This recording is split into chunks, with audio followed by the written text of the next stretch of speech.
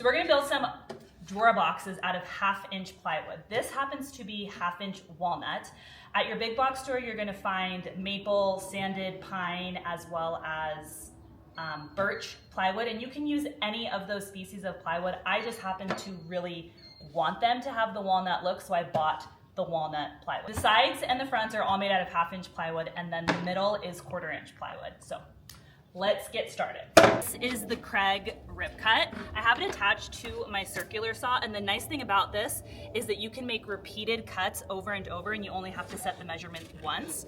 So for my drawer boxes, I need them to be at a depth of 18 inches. So I'm gonna set this at 18.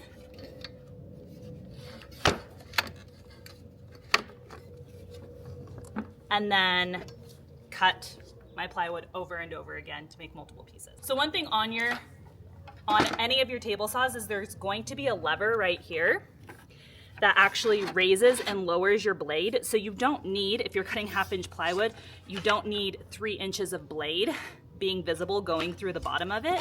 So you can raise your blade up and then lock that in place. That way you're not cutting whatever is underneath. A trick with this rip cut is you need to make sure that this side piece is following a straight line, and that as you're going forward with it, you're also pushing it into the wood. That's gonna get you your straightest cut. And I'm cutting this on a 2-inch piece of foam insulation. You can just find this at Home Depot or Lowe's, and you can use the same piece over and over again. Okay, now if you don't have a table saw like I do, you can actually reposition your rip cut and cut all of your pieces to the exact dimensions on there. Or if this is short enough, you can switch over to your miter saw and use that. Since I have a table saw, I'm going to be using that. Now that I have this big, long piece of plywood that is to the 18-inch depth that I need it to be for my drawer box, I need to now make the height. So I'm gonna adjust my saw to 6 inches.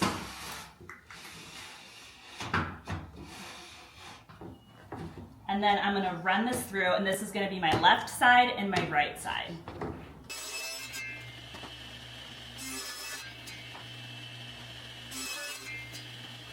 So I have 4 pieces of wood that are the exact same height, 6 inches for my drawer box, and then they're currently all at 18-inch length. But I need 2 of them at 18 inches for the sides, and then my 2 fronts are actually gonna be 14.5. So I'm gonna cut these down to size.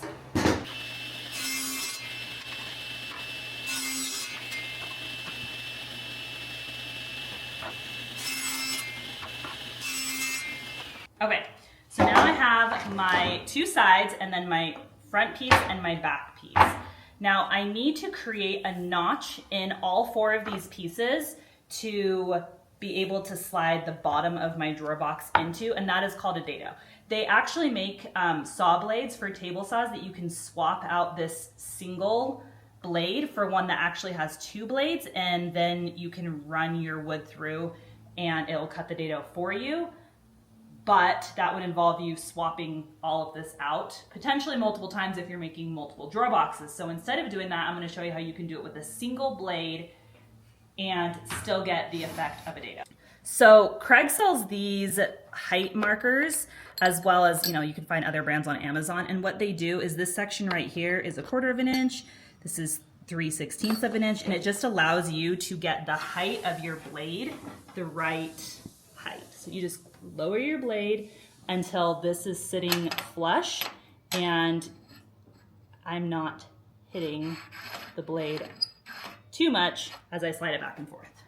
So now I know that my table saw blade is set at 1/4 of an inch high, and then I'm gonna move my saw.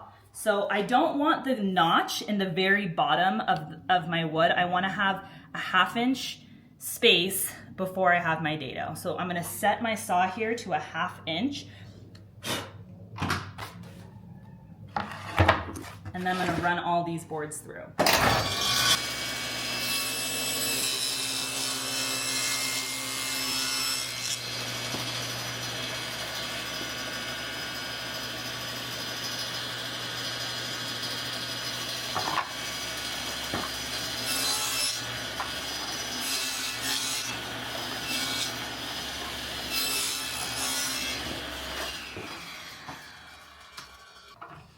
So now I'm gonna move my stop here from 1/2 inch to 5/8 and set it here. And then I'm gonna run them through again, and it's gonna give me a wider groove.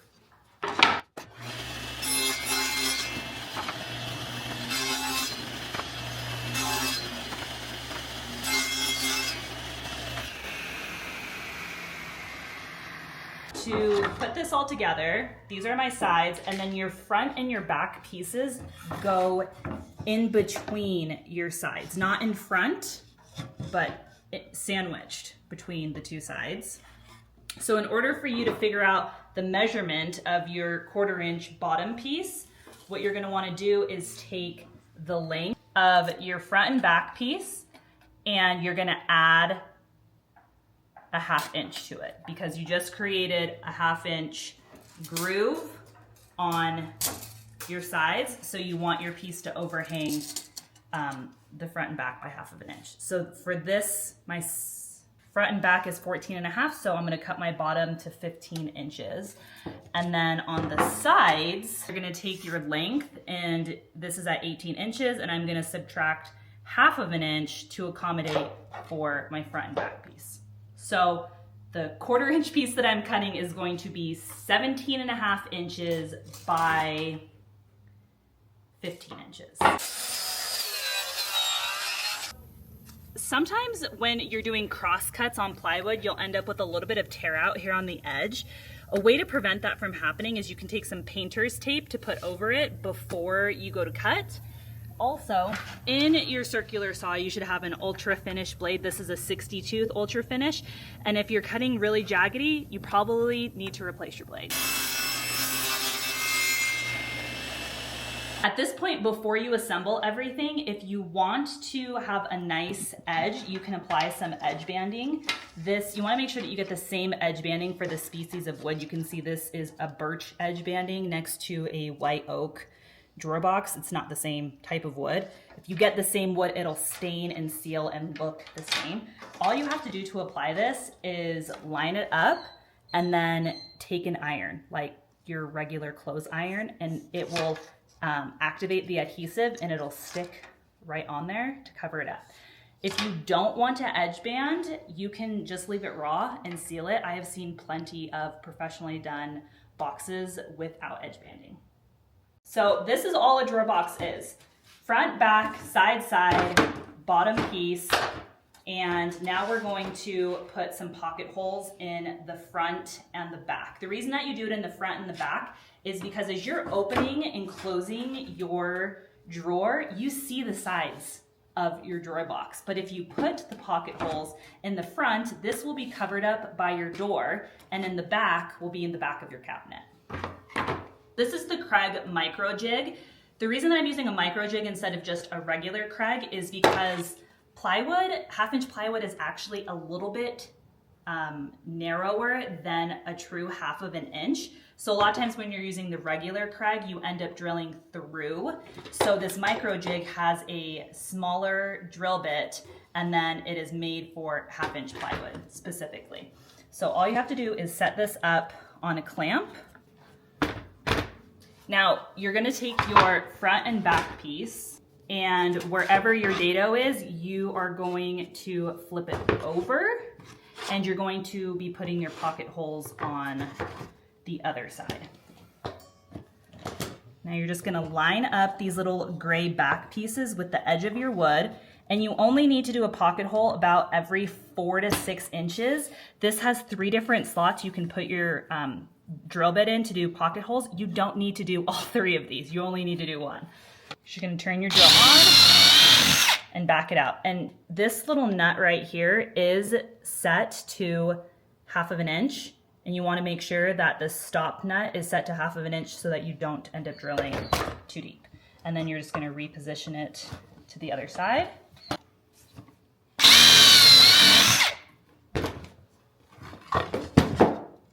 And the perfect pocket hole, you can see,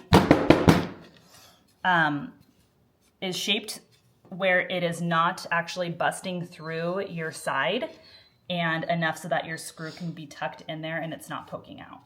And then we're just going to do 2 more on this other side.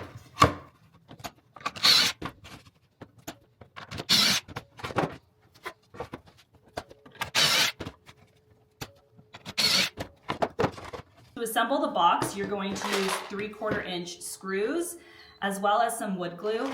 And this is optional, but I found it to really help alleviate a lot of the frustrations is I use a 23 gauge pin nailer just to help secure the glue from sliding around. If you don't have one of these, which like I said, it's optional, you can actually take your side piece and then as you go to put your glue on it, you can sprinkle a little bit of sawdust on it, and that helps your wood from sliding around as you're trying to secure it together.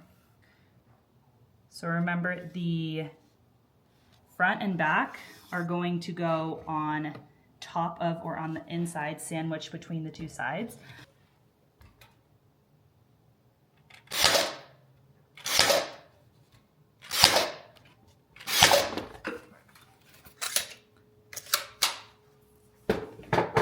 Now this is how small a 23 gauge pin nail is. It's absolutely teeny tiny. It is not going to hold the structure of this at all. So you do still need to put in your Kreg screws as the glue is drying.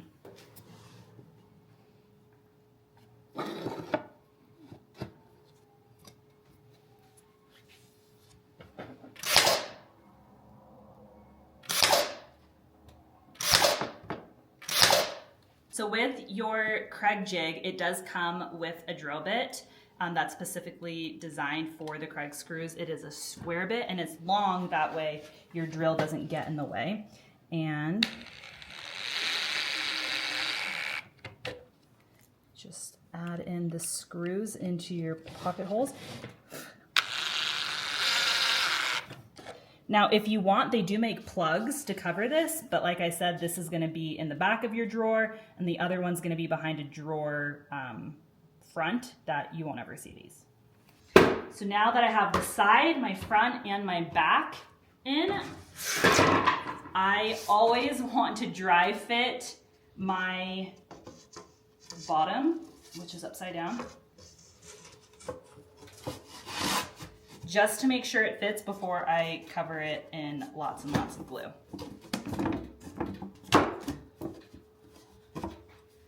Okay. Now as you apply the wood glue here, you can kind of stop a little more than halfway because this is all gonna get coaked in the glue as you slide your piece in. Just put the glue on the side and then same here.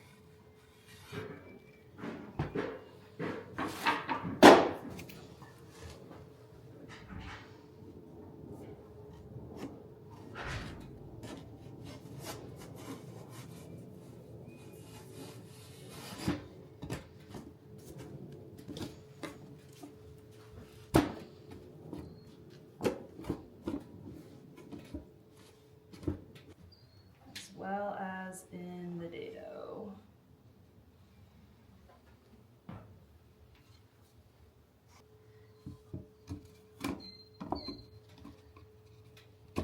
Nails.